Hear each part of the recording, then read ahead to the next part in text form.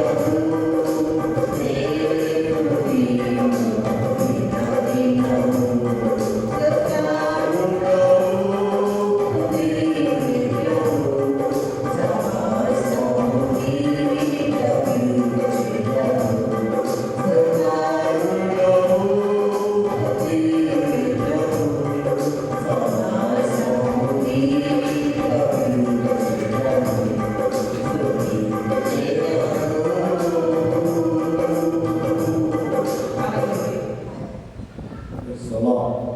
దేవునికి మహిమ కలుగుగాక.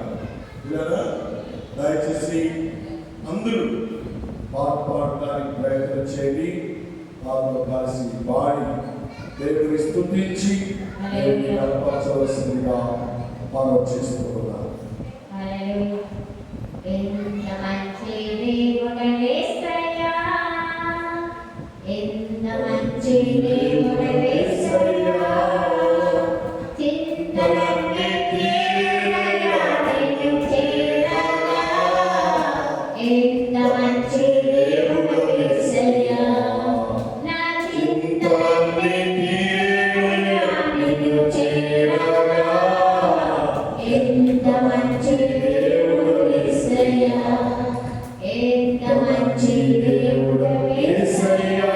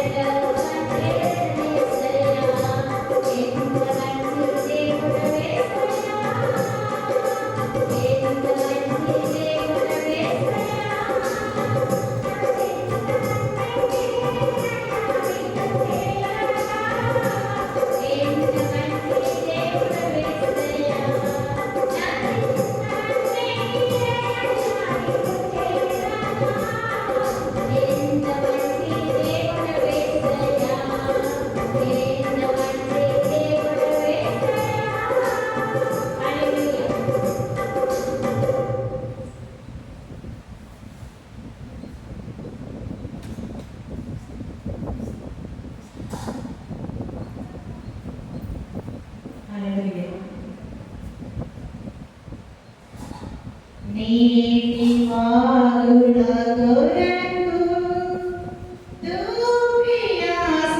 దూపియాసించునాడు, నీ కొరకులో ప్రాణము దాపెగొడుచున్నది.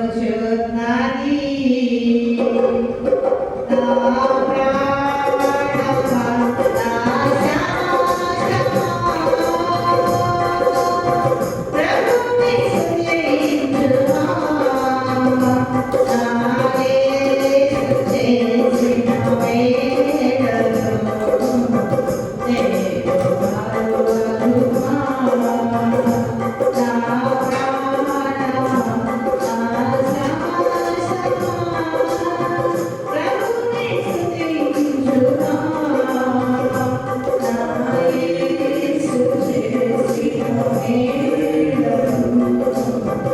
Thank you.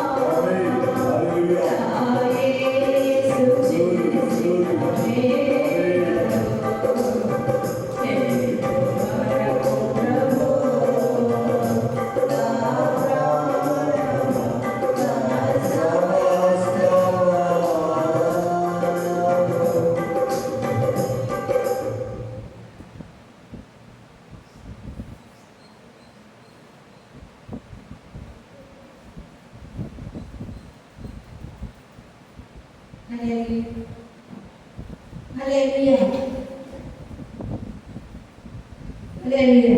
స్తోత్రం.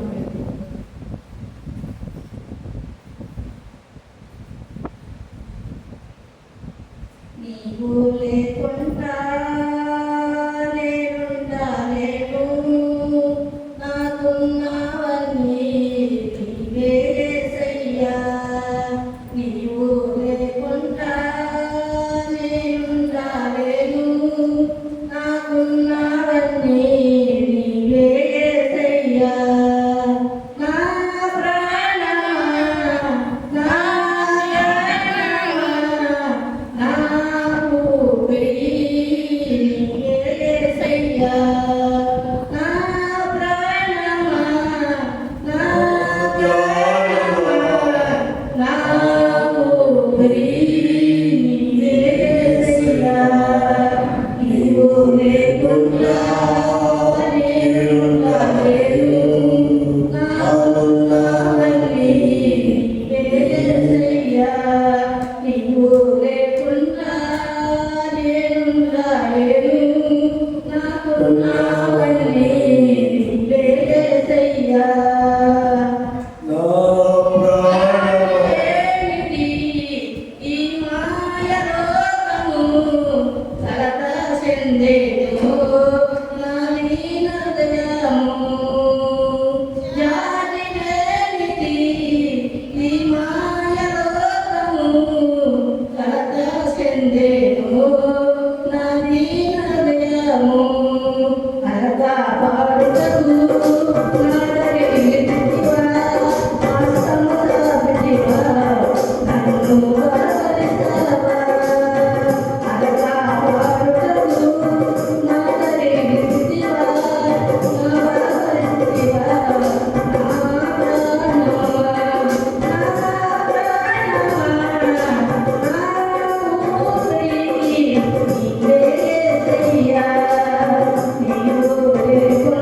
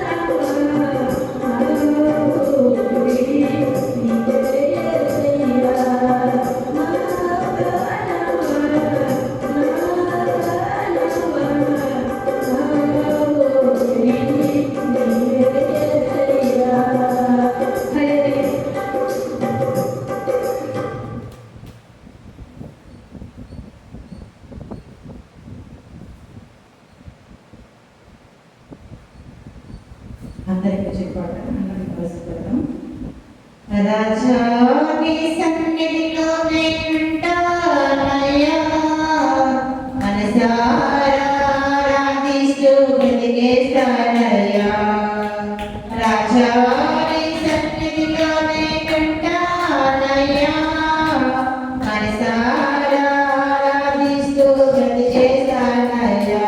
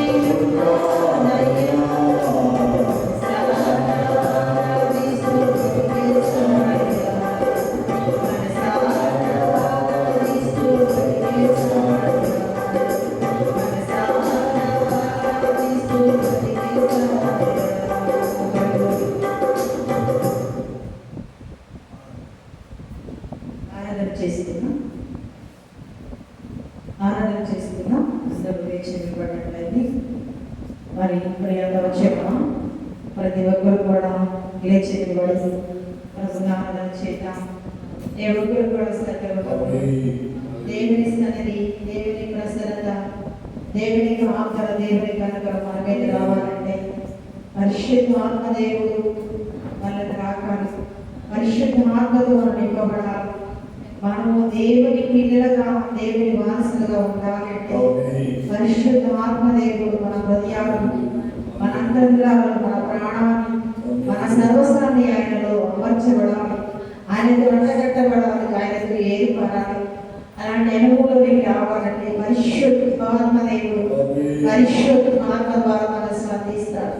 పరిశుద్ధాత్మ దేవుడు మనం బలపరుస్తాడు. బలము, శక్తి, ఈ లోక సంబంధమైన బలం కాదు, ఆత్మ సంబంధమైన బలం, ఆత్మ సంబంధమైన శక్తి కావాలంటే పరిశుద్ధాత్మ దేవుని ఆహ్వానించే దైవమా నన్ను రాకయ్యా, నన్ను నా శరీరం బలహీనలో ఉందయ్యా, నా శరీరం అయ్యా చాలా చాలా చాలా అయ్యా ఆలోచనలో ఉందయ్యా, నన్ను తాగుమా, ఈ పరిశుద్ధాత్మతో నన్ను ఉంటున్నానని దేవుని అడగండి. నోరు తెరిచి అడగండి, అడిగి చూడొచ్చు. పరిశుద్ధాత్మ దేవుడు మీ హృదయాన్ని, మీ అంతరాన్ని, ప్రాణాన్ని దేవుడు తాగడానికి, మీరు స్పందించడానికి ఆయన ఇష్టపడుతున్నాడు. హల్లెలూయా, హల్లెలూయా, హల్లెలూయా, హల్లెలూయా, హల్లెలూయా, హల్లెలూయా, హల్లెలూయా, హల్లెలూయా. స్తోత్రం, స్తోత్రం, స్తోత్రం, స్తోత్రం. మహిమ ఘనతకు ఆరుడవు, నీవే మా దైవము. మహిమ ఘనతకు ఆరుడవు, నీవే మా దైవము.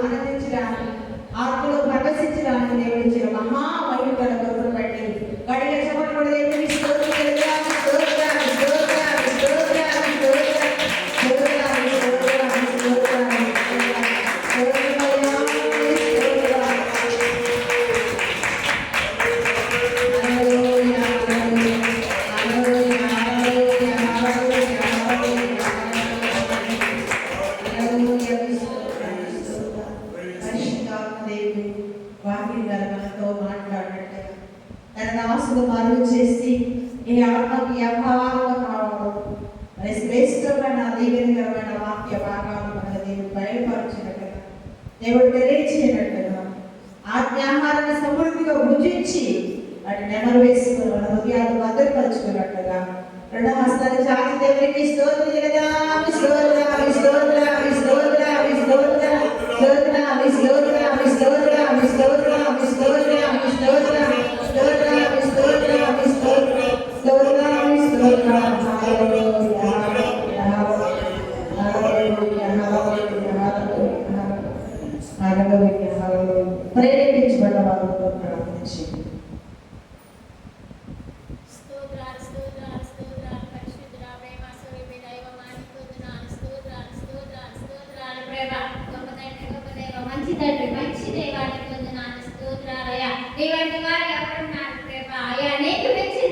నీవే దయగలిగిన దేవుడు కృపాశక్తి సంపూర్ణుడు అయినావు ప్రభా నీకు వందనాలు స్తోత్రాలయ్యా ఆకాశం సింహాసనం భూమిన పాదం పెట్టమని సెలవిచ్చావు ప్రభా అయ్యా నీ విగ్రహమై మేము నీ పాదముల వద్దకు వచ్చి ఉన్నాం ప్రభా నీ సన్నిధికి వచ్చి ఉన్నాం అయ్యా మా మనవులు ఆలకించండి మా ప్రార్థన ఆలకించమని అడుగుతున్నాం ప్రభా నీకు వందనాలు స్తోత్రాలయ్యా ఆరాధన ప్రార్థనలో మీరున్నారు అందుబట్టి నీకు వందనాలు స్తోత్రాలయ్యా పాటల్లో మీరున్నారు అందుబట్టి నీకు వందనాలు స్తోత్రాలయ్యా ఆరాధన స్తోత్రాలు ప్రభా అయ్యా నీ దాసుని దాసురాలు జ్ఞాపకం చేసుకోండి నాయన అయ్యా దావీదు కీర్తన చదవబోతున్న బిడ్డని నాయన వివరించే బిడ్డని జ్ఞాపకం చేసుకోండి అయ్యా నీ శిరసాలను అడుగు చేయండి ప్రభా అయ్యా దావీదు కీర్తన నాయన మాకు నాయన వినిపించమని అడుగుతున్నాం అయ్యా నీ వందనాలు స్తోత్రాలు ప్రభా అయ్యా నీ దాసునిలో పెట్టుకొని నాయన నీ శిరసాలను అడుగు చేసి నాయన వాక్యం ద్వారా మాతో ఏం మాట్లాడినారో ప్రభా మాతో మాట్లాడండి నాయన మా మనసుకు సందేశండి నాయన మా హృదయాన్ని సందేశండి ప్రభా వాక్యం ద్వారా జీవించడానికి నాయన వాక్యం ద్వారా నడవడానికి సహాయం దయచేయమని ప్రపంచమని అడుగుతున్నాం ప్రభా నీకు వందనాలు స్తోత్రాలయ్యా వచ్చిన బిడ్డలకై నీకు వందనాలు స్తోత్రాలయ్యా రావాల్సిన బిడ్డలతో పెట్టి నడిపించండి నాయన నీకే వందనాలు స్తోత్రాలయ్యా అయ్యా ఈ రోజు బలారాధన ప్రభా అయ్యా నీ శరీరం నాయన నీ రక్తం కాకపోతున్నాం ప్రభా మా పాపములు శాపములు నాయన వాటి నాయన అయ్యా నీ శరీరం నీ రక్తం కాకపోతుంది మమ్మల్ని నాయన ఆయన ఆరోగ్యానికి సహాయం దయచేయమని కృప చూపండి చిన్న ప్రార్థన ఆలకించమని యేసు పరిశుద్ధ నామములో వేడుకొని ప్రార్థిస్తున్నాం తండ్రి ఆమేన్ ఆమేన్ హల్లెలూయా హల్లెలూయా మంచి అలాగే నిలబడి దావీదు కీర్తన చదువుకుందాం మరి మన సహోదరి కళ్యాణ్ గారు దావీదు కీర్తన చదువుతారు మనమందరం ఈ మాటలు పలుకుతాం.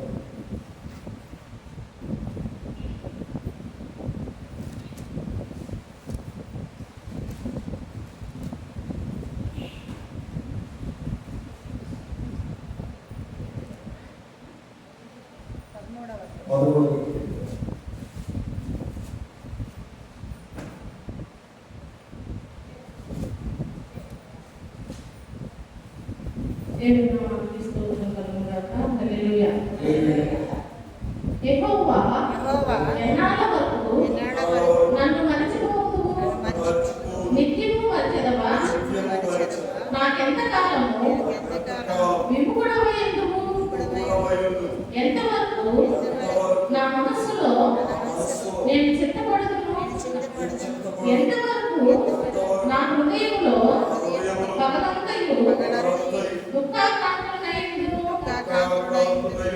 ఎంతవరకు నా శత్రువు నా మీద తను హెచ్చించును యెహోవా నా దేవా నా మీద దృష్టి ఇచ్చి నాకు ఉత్తరమిమ్ము నేను మరణ నిద్ర నొందకుండాను వారి గెలిచిందని నా శత్రువు చెప్పుకొనుకుంటున్నాను నేను కూలిపోయి ఉండగా నా విరోధులు హర్షింపకుండాను నా కన్నులకు వెలుగింపు నేనైతే నీ కృపయందు నమ్మిక ఇచ్చి ఉన్నాను నీ రక్షణ విషయమై నా హృదయము హర్షించుతున్నది యెహోవా నాకు మహోపకారములు చేసి ఉన్నాడు నేను ఆయనను కీర్తించెదను. దేవుడు దావీదు కీర్తన మనందరి కొరకు దీవించి ఆదరించి ఆశీర్వదించుగా. ఆమేన్, ఆమేన్, ఆమేన్. ఇలా దేవుని మహాకృపను బట్టి, దేవుడిచ్చిన మంచి సమయాన్ని బట్టి దేవునికి వందనాలు, స్తోత్రాలు చెల్లిస్తూ ఉన్నారు. మరి దేవుడు సంఘము అందరి ప్రార్థన దేవుడు ఆలకించి మరి మనమందరం ప్రార్థించినట్టుగా దేవుడు మరి మైకులు జీవితాన్ని జ్ఞాపకం చేసుకుని గత రాత్రి 9:45 నిమిషాలకు జీవితం ప్రశ్నించడానికి దేవుడు చూపించాడు. అందరూ ప్రార్థించే రీతిగా, అలాగే మా పాస్టర్ గారికి ఇచ్చిన దర్శనాన్ని బట్టి మరి మనవణ్ణి దేవుడు అనుగ్రహించాడు.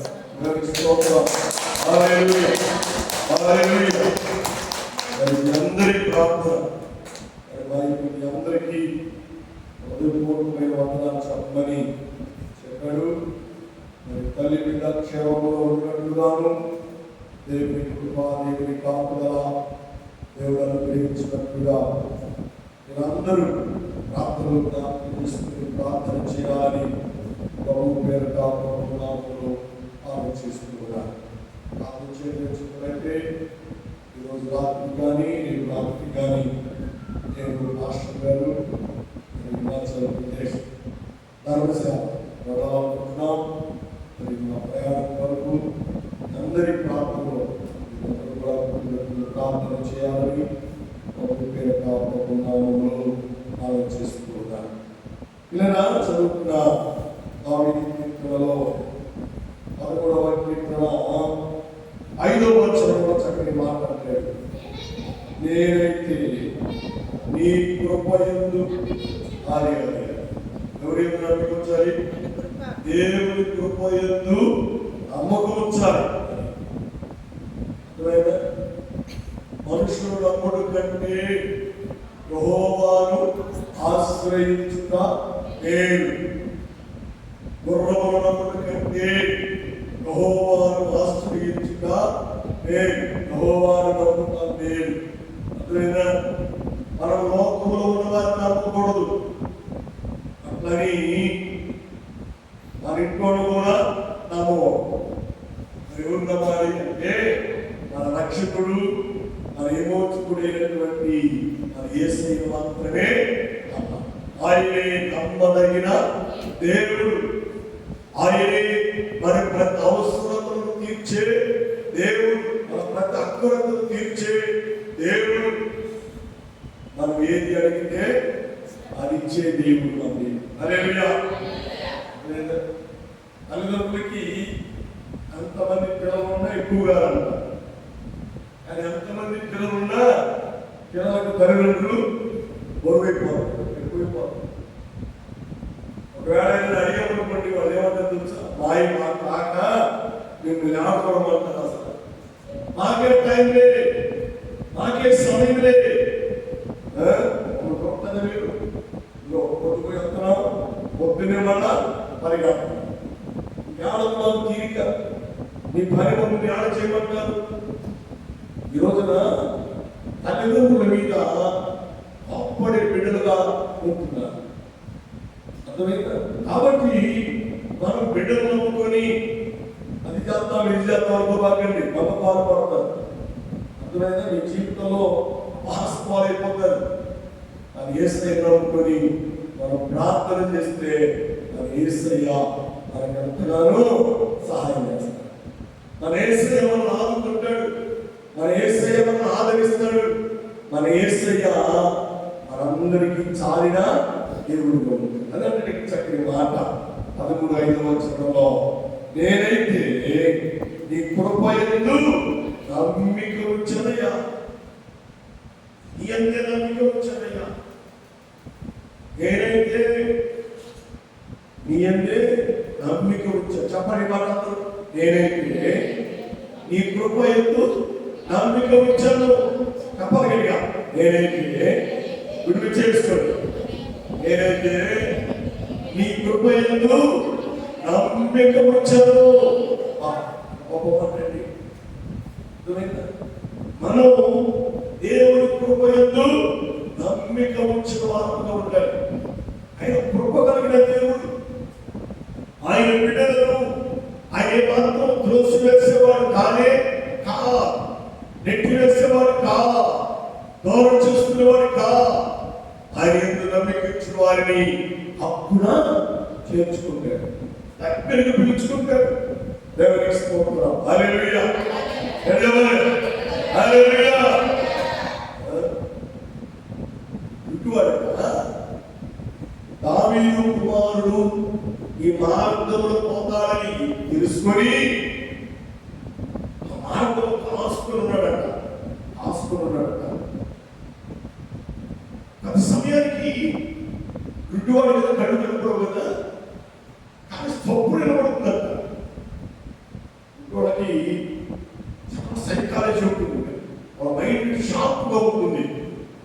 ఒకడు ఇద్దరు నడిస్తే ఆ శబ్దమే లేదు, 10 మంది నడిచే శబ్దమే లేదు, 50 మంది నడిచే శబ్దము లేదు. కానీ ఇక్కడ యేసుక్రీస్తు వారు ఆ మార్గాన్ని వెళుతూ ఉండగా గొప్ప జనసమూహం, చాలా మంది ప్రజలు ఆయన్ను ఎప్పటి నుంచి వెళుతూ ఉన్నారు. సమయంలో ఎవరయ్యా వెళ్ళేది, ఎవరయ్యా వెళ్తున్నారు అని పిల్లవాడు అంటూ ఉన్నాడు.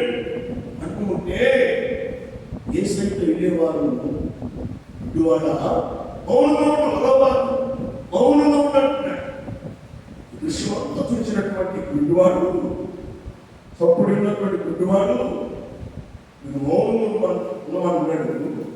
అయితే నేను ఎదురు చూస్తున్న దావీదు కుమారుడు ఈ మార్గంలో వెళుతున్నాడని ఎరిగిన వాడై, తెలుసుకున్న వాడై బిగ్గరగా కేకవేస్తున్నాడు, దావీదు కుమారుడా నన్ను కరుణించయ్యా, దావీదు కుమారుడా నన్ను కరుణించు అని కేకేస్తాడు.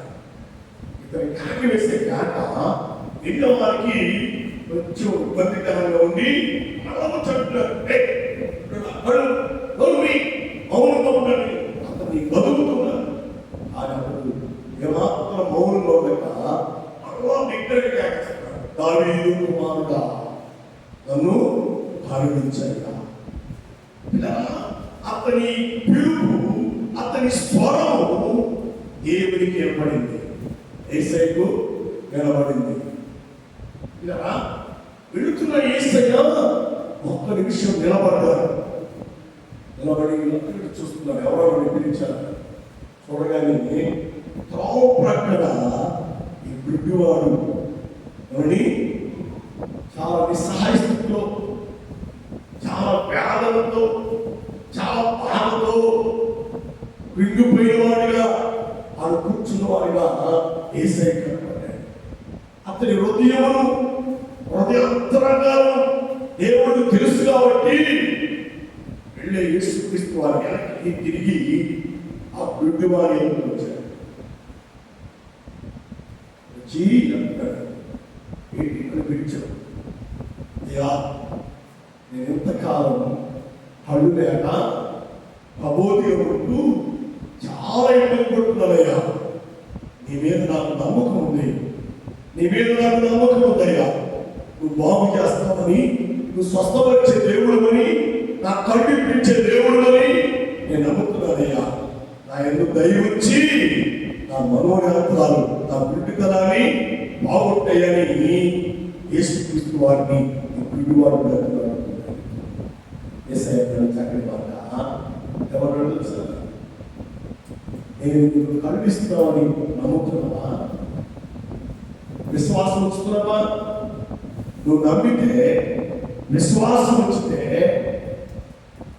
తప్పగా నీ కళ్ళు వస్తాయి, నీ గుడ్డిలో పోతుంది అని చెప్పి యేసుక్రీస్తు వారు సిలోహు అనే లోయ దగ్గరికి తీసుకువెళ్ళి వాడిని బురద రాసి మన నేత్రాలకు పూసేశారు. పూసి అన్నాడు, సిలోహు పోయి లోయ దగ్గరికి వెళ్ళి, కోనేరు దగ్గరికి వెళ్ళి నీ కళ్ళు కడుక్కో, నీ కళ్ళు శుభ్రం చేసుకో, దేవునికి స్తోత్రం. హల్లెలూయా. అతను విశ్వాసంతో నమ్మకంతో పోనీటికి వెళ్ళి బోధంతా అడుగుతుండగా ఆ బోరు నేత్రములు తెరవబడ్డాయి. అతను చమలుబడి దేవునికి స్తోత్రం చేశాడు గట్టిగా. ఎన్నో సంవత్సరాల నుండి గురుటి వాడిగా తన జీవితం గడుపుతున్న వాడు యేసయ్య నమ్మకం కుదిరింది. యేసయ్య నమ్మకస్తుడు స్వస్థపరుస్తానికి ఎదిగి యేసయ్యను బ్రతిలాడుకున్నాడు. ఇలా యేసయ్య అతని పుట్టి స్వస్థపరిచను. అతని మనోనేత్రములు తెరవబడ్డాయి. ఎంత గొప్ప నమ్మకం అని. నువ్వు కూడా నమ్మితే పాప సంబంధమైన విడుదల పోతుంది. పాప సంబంధమైన విడుదల పోతుంది. లోక ఆచార సంబంధమైన విడుదల పోతుంది. అందుకే బైబిల్లో చక్కని మాట్లాడేది ఏం తెలుసా? ఈ లోక సంబంధమైన ఇహదేవత నీ మనోనేత్రాలకు విడుదల చేస్తుంది. అన్నీ ఉన్నాయి, అని అన్ని చూస్తాం, కానీ నమ్మదగిన యేసయ్యను మాత్రం చూడలేము. దానికి వాక్యం చూడలేము, దానికి విత్తనం దేవుని సన్నిధి చూడలేము, దానికి విత్తనం అర్థమైందా? లోపల అన్ని కనపడతాయి, అన్ని కనపడతాయి. సినిమాలు కనపడతాయి, వాల్ పోస్టులు కనపడతాయి, ఎవరు ఎలాంటి శరీరత్తులు కనపడతాయి, ఎవరు ఎలాంటిగా రసోపయాలు కనపడతాయి, ఎవరు ఎలాంటి మేకప్ వేస్తున్నారో అన్ని కనపడతాయి. కానీ దేవుడు మాత్రం కనపడదు. దేవుని వాక్యం కనపడదు, దేవుని సన్నిధి కనపడదు, దేవుని సహవాసం కనపడదు. ఎందుకంటే ఇక్కడ ఒక ధ్యానత వారి మనోనేత్రాలకు వృద్ధితరం ఉంది. కాబట్టి ఈరోజు చాలా మంది జీవితాలు పాడు చేసుకుంటున్నారు, బిడ్డలు పాడు చేసుకుంటున్నారు, కుటుంబ వ్యవస్థను పాడు చేసుకుంటున్నారు. అంత భయంకరండి. పాడు చేసుకునేది ఎవరు? విడ్డువారే. అర్థమైనా? దేవుడు నమ్మరు, వాడు వాక్యము నమ్మరు, వాక్యమందు విశ్వాసం ఉంచరు, వాక్యమందు వారి మనసు తెప్పరు. ఇంకా విడ్డువారుగా ఉంటూ పాపాలు చేస్తూ ఉంటారు, అతిక్రమాలు చేస్తూ ఉంటారు, దొంగతనాలు చేస్తూ ఉంటారు, వ్యభిచారం చేస్తూ ఉంటారు, భయంకరమైన పరిస్థితుల్లోనికి దిగజారిపోయే వారిగా ఉంటారు. అలా ఉండకూడదు అని దేవుని వాక్యం ద్వారా దేవుడు మనతో మాట్లాడు. కదపెడతాను, నేనైతే నీ కృప యందు నమ్మిక ఉంచాను. దేవుని కృపలో దేవుని మీద నమ్మకం కలిగిన వారుగా ఉండాలి, దేవుని అందరి విశ్వాసం కలిగిన వారుగా ఉండాలి, దేవుని అందరి పరిపూర్ణమైన మనసు కలవారుగా మనం ఉండాలి. అలా ఉంటే పరిశుద్ధాత్మ దేవుడు మనల్ని బాగుపరుస్తాడు. అలా ఉంటే పరిశుద్ధాత్మ దేవుడు మనకు సహాయం చేస్తాడు. హల్లెలూయా. హల్లెలూయా.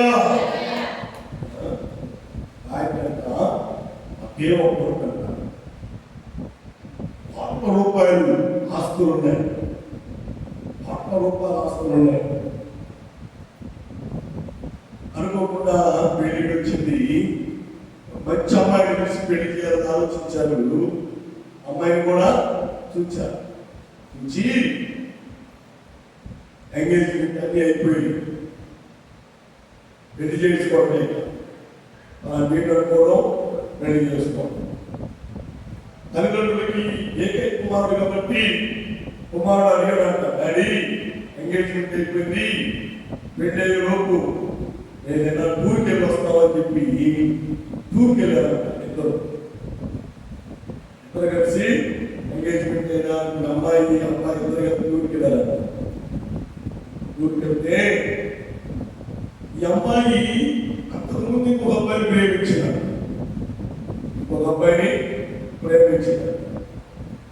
ఈ అబ్బాయికి వివాహం చేసుకోవడం ఆ అమ్మాయికి ఇష్టం లేదు. కాకపోతే పెద్దవాళ్ళు చెప్పి ఒప్పుకోరని అన్ని సైలెంట్ గా చేసుకుంటూ పోతా ఉంటారు. సరే ప్లాన్ చేసింది, ప్రేమించిన వాళ్ళకి ఫోన్ చేసి చెప్పేసింది, నేను పలానా రాష్ట్రం పలానా ఏరియాకి డ్యూటీ వెళ్తున్నాం, నువ్వు కూడా లేదా వీళ్ళిద్దరూ ప్రదేశానికి వెళ్ళారు. తేగిస్తారా కొండ మీద వెళ్ళిపోయారు. వస్తా ఉన్నారు, అన్ని చూపిస్తా ఉంది, నవ్వుతా ఉంది, నవ్విస్తా ఉంది. బాగా ఎంజాయ్ చేస్తూ ఉన్నాడు. కాబోయే భార్య, నేను పెళ్లి కాకముందే ఏమి చూసుకుంటున్నాం, మంచి హ్యాపీ జీవితం, సంతోషకరమైన జీవితాన్ని నేను జీవించబోతున్నామని మనవాడు పాపం ఎన్నో కలలు కంటా ఉన్నాడు. కానీ ఈ అమ్మాయిని ప్రేమించిన వ్యక్తి కూడా అదే ప్లేస్కి వచ్చేసారు. వీళ్ళిద్దరూ సైడ్ చేసుకుని, వీళ్ళిద్దరూ ఆలోచన చేసుకుని రెడీగా ఉన్నారంట. స్థలానికి కొండ చివరు బాగా తీసుకువెళ్ళిందంట. తీసుకువెళ్ళి మాట్లాడుకోవడగా ఆ ప్రేమించిన వ్యక్తి పరిగెత్తుకుని వచ్చి ఒక నెట్టి వేశాడు. తల్లిదండ్రులకి ఆ కొండ నుంచి లోయలోకి పడిపోయి చూడండి. ఈ లోక ధ్యానంత మన మనోవ్యాప్తరాలకు విడ్డితనం తల్లిదండ్రుల గౌరవం ఏంటి, అత్తమామల గౌరవం ఏంటి, ఈ పిల్లవాడి భవిష్యత్తు నా భవిష్యత్తు నేను ఆలోచించలే. కారణం ఏంటంటే లోక దేవత నీకు కళగేసింది, విడ్డితనం కలిగేసింది, అందత్వం కలిగేసింది. అన్ని చూస్తుంది కానీ ఆత్మీయత కోల్పోయింది, నమ్మకత్వాన్ని కోల్పోయింది, భయంకర పరిస్థితి డిప్రెషన్ వెళ్ళిపోయింది. తను ప్రేమించిన వారిని గెలుచుకుంది.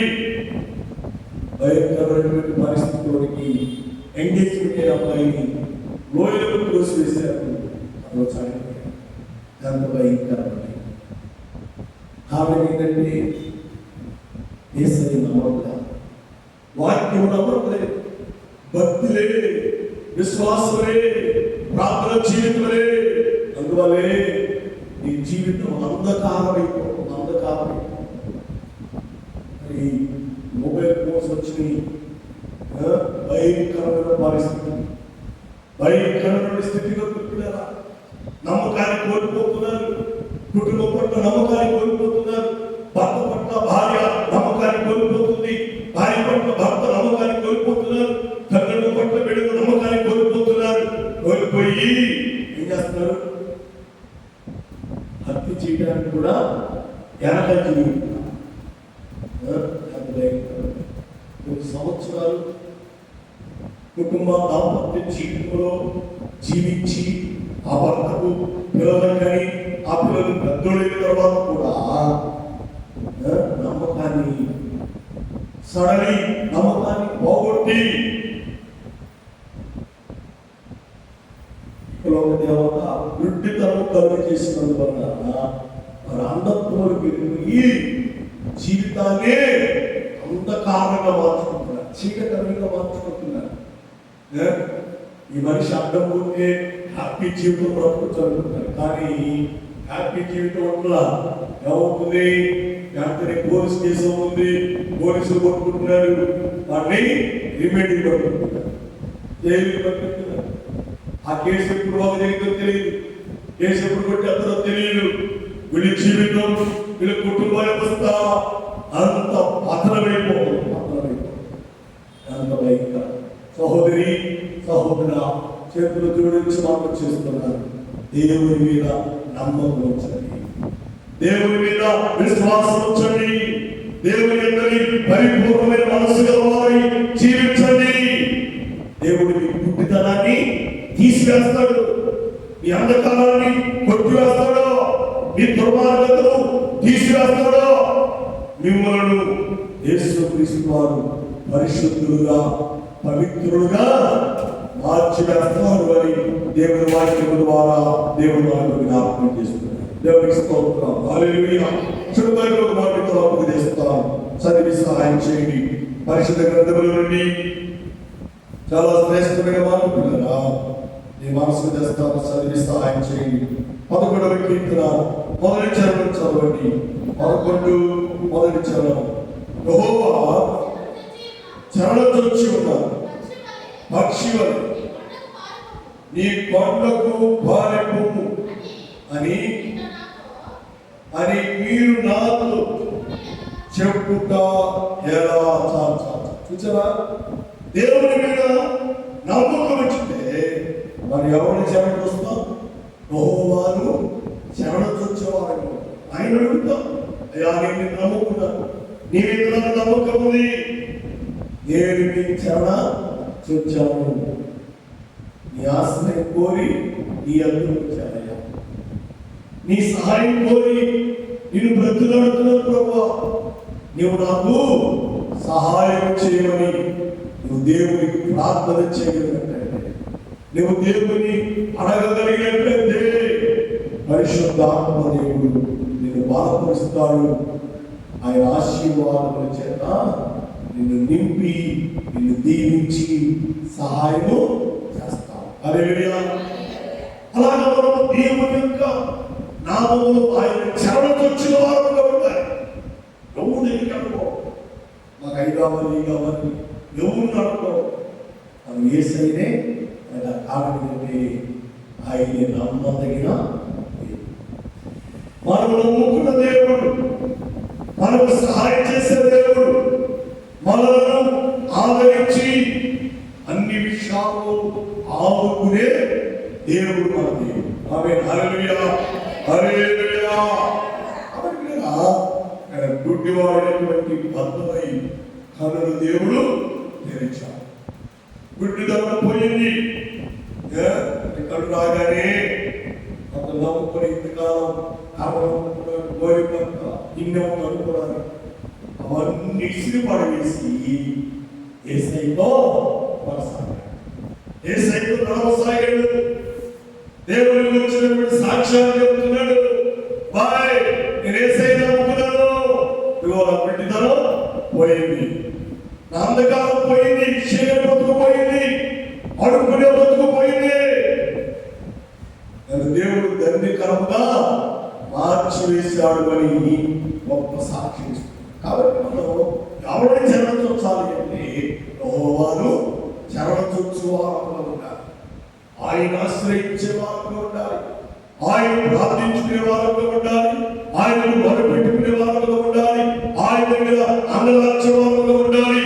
అప్పుడే మన స్థితిగతులన్నీ దేవుడు మార్చివేస్తాం, మన పరిస్థితులన్నీ దేవుడు మార్చివేస్తాం. చూడండి, వాడికి తలపు చేస్తా సరికి సహాయం చేయండి. దైవ గ్రంథంలో నుండి 52వ కీర్తన 8వ వచనం 52.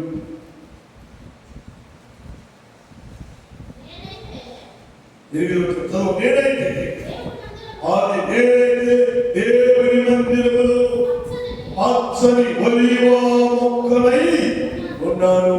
హల్లెలూయా. నేనైతే నీ కృప యందు నమ్మిక ఉంచాను. నేనైతే ఈ మందిరములో పచ్చని ఒలీవ మొక్కలై ఉన్నాను. ఫలించేవారిగా ఉండాలి, ఆశీర్వాదం పొందేవారిగా ఉండాలి, దీవులను పొందేవారిగా ఉండాలి, వేరు పొందేవారుగా ఉండాలి, కృపను పొందేవారుగా మనం ఉండాలి.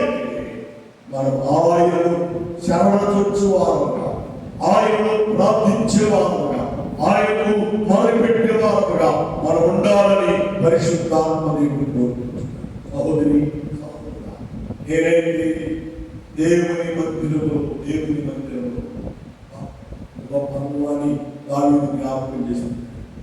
నేనైతే దేవుని మందిరములో పచ్చని ఒలీవ మొక్కలై ఉంటాను. దేవునికి ఉపయోగపడుతూ ఉంటాను. ఒలీవ మొక్కలో నలుగురు తెలుసా?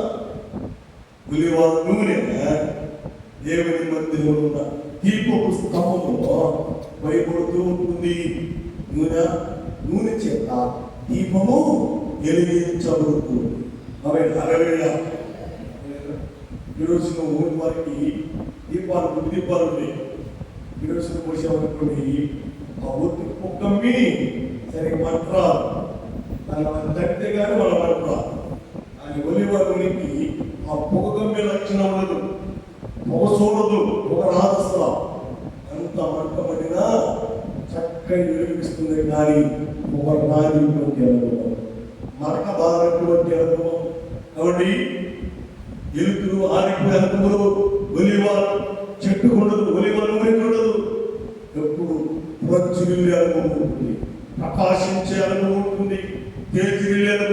ఉంది, లేదా అగ్ని చేత, ఆ వెలుగు చేత దేవుని మందిరం అంతయు వెలుగుతో నింపబడింది.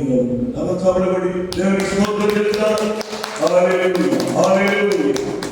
కాబట్టి ప్రభువును వీళ్ళగా నేనైతే దేవుని మందిరం పచ్చని ఒలివమంతనై ఉన్నాను. నేనైతే యెహోవాను చేరచొచ్చి ఉన్నాను అని ఎవరినై నమ్ముతున్నాను. ఎవరు నమ్ముతున్నాం? సహోదరి సహోదర చేతులు జోడించి మనం చేస్తున్నాను.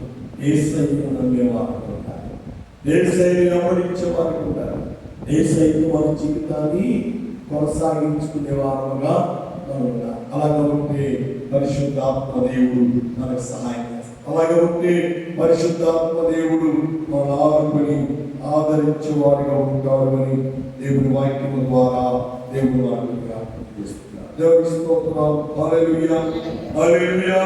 నెంబర్ 1 మనం యేసయ్యను నమ్మాలి. నమ్మినటువంటి భక్తులై కళ్ళు తెరవబడ్డాయి. యెహోవా చరణొచ్చిన వారి జీవితంలో ఎలుగుతో నింపబడ్డారు. వారి దరిద్రం పోయింది. దేవుని చరణొచ్చిన వారి యొక్క జీవితాలను మెరుగుపరచబడ్డారు, ఆశీర్వాదకరంగా మార్చబడ్డాయి, దీవెనకరంగా మార్చబడ్డాయి. దేవుని చేత మేలు పొందిన వారిగా ఉన్నారు అని దేవుని వాక్యం ద్వారా దేవుడు మనకు మాట్లాడాడు. అలాగే 3వ మాట, నేనైతే దేవుని మందిరంలో పచ్చని ఒలివ, పచ్చని ఒలివ, పచ్చని. కొంతమంది కాపురాలు చూస్తుంటే, కొంతమంది కుటుంబాలు చూస్తుంటే ఎంత ముచ్చడేసిందో. ఎప్పుడన్నా ఇల్లు అంతా గోడలు, మామ గోడలు ఎవరి అలా కూర్చొని చక్కగా మాట్లాడుకుంటూ, కబుర్లు మాట్లాడుకుంటూ, హీరోలు ఇల్లు వారికి గీస్తూ ఉంటే ఆ కుటుంబం ఎంత ముచ్చట వచ్చింది కదా. కొన్ని కుటుంబాలు ఉంటే ఎలాగని ఏమో అనుకుందంటే ఏమో నాకేం తెలుసు, ఏమో నాకేం తెలుసు, కూతురు దగ్గర పోయి ఏమో నమ్మేదంటే అసలు అమ్మ సంగతులు అడగబాగా. భయంకరమైన పరిస్థితులు. అంటే ఒలివ అనుభవం పచ్చదనాన్ని ఇస్తుంది, ఆ కుటుంబం యొక్క గౌరవాన్ని ఇస్తుంది, ఆ కుటుంబం యొక్క ఆశీర్వాదాలను చూపించేదిగా ఉంటుంది. ఒలివ అనుభవం లేకపోతే ఆ కుటుంబంలో అశాంతి, అసమాధానం, హల్లెలూయా. నేను చెప్పాను కదా, అబ్బాయికి 50 కోట్ల రూపాయలు ఉన్నాయి, ఒక్కడే కొడుకు. సంబంధం చూసారు, పెళ్లి చేస్తా అనుకున్నారు, ఎంగేజ్మెంట్ అయిపోయింది. పెళ్లి కాకముందే అమ్మాయి నుంచి ఊరికి వెళ్ళిపోయారు. ఒలివ అనుభవం ఆ కుటుంబాలలో లేదు. అంటే మా పిల్లవాడిని భయంకర మరణానికి గురి చేస్తారు అని వీళ్ళిద్దరు పెళ్లి చేసుకున్నారంటే తెలుసుకోవాలి. పోలీసు వాళ్ళకి కేసు పెట్టారు, పోలీసు వాళ్ళు ఎంక్వైరీ చేశారు, ఇక్కడ పరిస్థితులన్నీ బయటపడ్డాయి, పెద్దలు అరెస్ట్ చేశారు, కోర్టుకి పెట్టి డిబేట్ పంపించేశారు. ఏం ప్రయోజనం? ఏమి లాభం? భయంకర పరిస్థితులు. అమ్మా ఒలివ అనుభవం నీ కుటుంబం లేకపోతే నీలో నమ్మకం ఉండదు, ప్రార్థన ఉండదు, విశ్వాసం ఉండదు, భక్తి ఉండదు, దేవుని సహవాసము ఉండదు. నడవకపోతే ఏమిటి? గుడ్డు వాళ్ళది అంతే. భక్తులై గుడ్డుతో నుంచి బయటపడ్డాడు, మనవాడు కళ్ళుండి కబుర్లు అయిపోతాడు. కళ్ళు కూడా గుడ్డోళ్ళు, ఏది వాస్తవం చెప్పవు, ఏది నిజం చెప్పవు. మన చర్చికి వెళ్ళేటప్పుడు పర్మిషన్ కొరకు మున్సిపాలిటీ టీపీఓ గారికి అప్లికేషన్ పెట్టారు.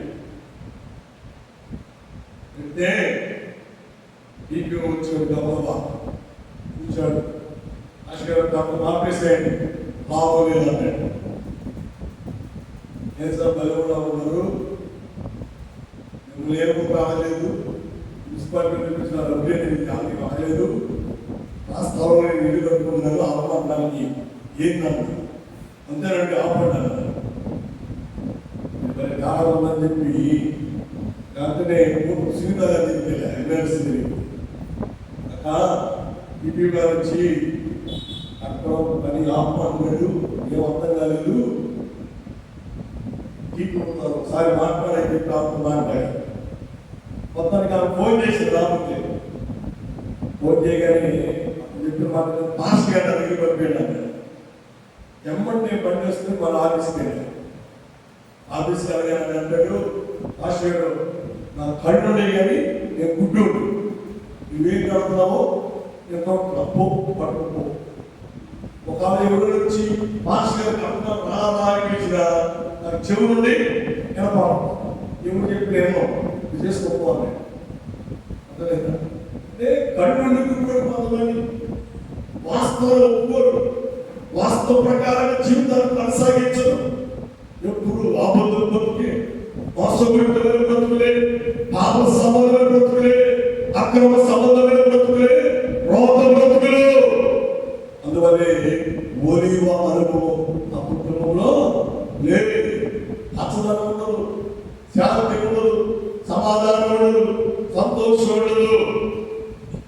ఎప్పుడు చూసినా ఏం సంతానం అంటే చాలు, నీకేం చెప్పేది భాష నా బాధం అనేది సంతానం. ఏంటో సోర్ణ అంటే అన్నయ్య బాగా ఉంది కానీ ఎందుకు కోరుకుంటే నిద్ర పడుతుంది అన్నయ్య, ప్రార్థన చేయాలి అని. అంటే ఏంటి? అసదనం, పరిశుద్ధత, పవిత్రత కొంచెం కూడా లేని బ్రతుకులు. అందువల్లే మీ కుటుంబాలలో దేవుని కృపలే, మీ కుటుంబాలలో దేవుని ప్రశాంతతలే, మీ కుటుంబాలలో దేవుని సంతోషములే కారణమేంటి? నేనైతే నీ కృప యందు నమ్మిక ఉంచనని మాట నీ నోట లేదు కాబట్టి అశాంతిలో నువ్వు కొట్టివిప్పాడు, అసమాధానంలో నువ్వు కొట్టివిప్పాడుతున్నావు అని దేవుని వాక్యము ద్వారా దేవుడు మనతో మాట్లాడుతున్నాడు. దేవునికి స్తోత్రం. హల్లెలూయా, హల్లెలూయా. ప్రభునందు ప్రియులారా, లోకం ఉన్నా యేసయ్య లేకపోతే, యేసుక్రీస్తు లేకపోతే జీవితం అంతా వ్యర్థమే, నిష్ప్రయోజనమే. కనుక మిమ్మల్ని మీరు దేవునికి సమర్పణ చేసుకోండి, మిమ్మల్ని మీరు దేవునికి అర్పించుకోండి. దేవుని చిత్తానుసారంగా జీవించినట్టుగా మీ జీవితాలను ప్రభువుకి సమర్పణ చేయనప్పుడు మీరు వెలిగించబడతారు, మీ మనోరేతలు తెరవబడతాయి. దేవునిలో ఆనందించేవారుగా, దేవునిలో సంతోషించేవారుగా, దేవునిలో చరణించిన వారుగా, దేవునిలో జీవమును పొందిన వారిగా ఉంటారు అని దేవుని వాక్యము దేవుని వారికి జ్ఞాపకం చేస్తుంది. కాబట్టి మనం దేవునికి అర్పించుకొని దేవుని చిత్తానుసారం జీవించి ఆత్మీయ మేలు, ఆత్మీయ దీవెన, ఆశీర్వాదములు పొంది పరలోక రాజ్యానికి వారసులు కావాలని ప్రభు పేరట ప్రభు నామములో ఆలోచిస్తున్నాను. దేవుడి మాటను, దేవుడి వాక్యాన్ని దీవించి